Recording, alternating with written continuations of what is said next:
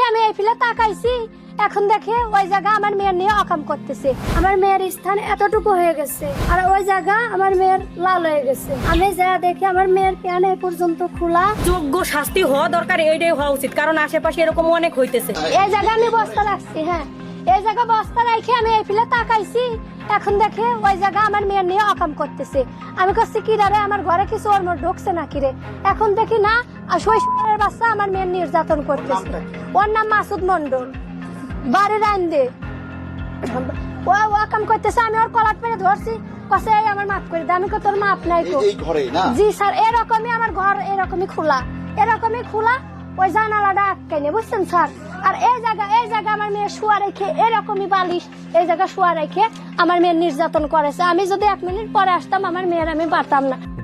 আমি মাঠে গেছি, আমার 3 জাউ নিয়ে মাঠে ঘাস কাটতে গেছি। যে ঈদের দিন আমি কাজকর্ম করবো, ঘাস কাটতে পারবো না, ঘাস আনতে গেছি। আমার শাশুড়ি ডাকছে, আমার উঠোন ভরা ধান। আমি বস্তাটা আনি আমার ওই জায়গায় রাখিছি।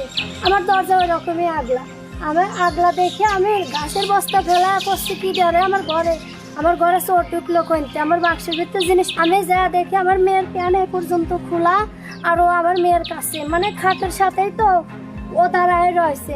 আমি ধরে করছি, এই শুকরের বাচ্চা, এই তার বাচ্চা, তুই কি করিস, এটা কি করিস নারের বাচ্চা। ও আমার কাছে যে তুই আমার মাফ করে দে।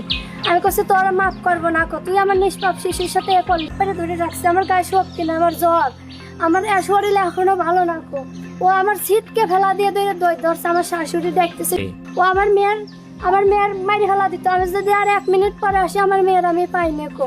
আমার যাও ননদ শাশুড়ির আমি আমার মেয়ের স্থান আমি দেখাইছি, আমার মেয়ের স্থান এতটুকু হয়ে গেছে আর ওই জায়গা আমার মেয়ের লাল হয়ে গেছে।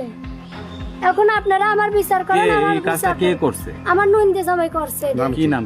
মা থায়ে যে এই ঘরে থাওয়ার বদমাইশের বাচ্চা বদমাইশ আইছে। ঈদের বুধবার মঙ্গলবার দিন রাত্রে ও আসে এই বাড়ি। কি করে? ও আমার স্বামী নিশা করে, রাত বাড়ি আসে না, কখন আমার মারি হেলা দিবি।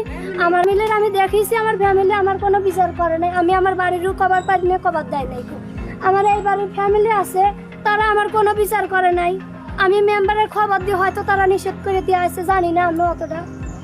আমার কেউ কথা কবার দেয় না, আমার কাছে কেউ আসে না, আমার কিনারে কেউ কথা কয় না কো। সবাই আমার এরিয়া চলে। আমার কথা, আমার অন্যায়টা হয়েছে যদি 5 জন মানুষ এক জায়গায়, একবারের মানুষই 5 জন এক জায়গায় বসিয়ে যদি মীমাংস হইতো তাহলে তাও এটা কথা ছিল। ওরা তাও আমার বাবাদের অ্যাকশন নেয় না। বইছিলেন না? বসার কথা ছিল, বইছিলেন না? ওনারা কিছুই করে নাই। মেম্বার কি বলছে? মেম্বার আসেই নাই। মেম্বারের আমি খবর দিয়েছি, মেম্বার আমার বাড়ি আসে। মেম্বার কিছু জানাইছেন আপনি? হ্যাঁ মেম্বার, আমার শাশুড়ি মেম্বার আমার বাড়ি আসে নাই। মেম্বার নাম কি? ঋতু মেম্বার। থানায় গিয়েছিলেন?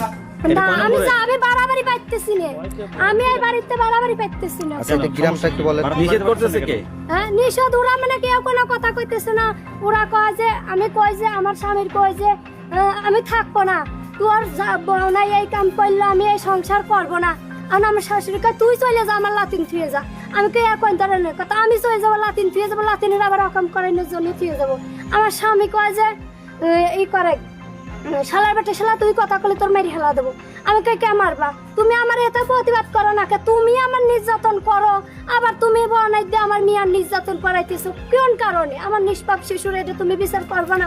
আচ্ছা, আমি তো 5 জন মানুষের কাছে এই কথা আমি কবার পাইতেছি না, আমার মেয়ের কথা, আমার একটু মেয়ের কথা। আমি তো আমার স্বামীর কাছেই কব।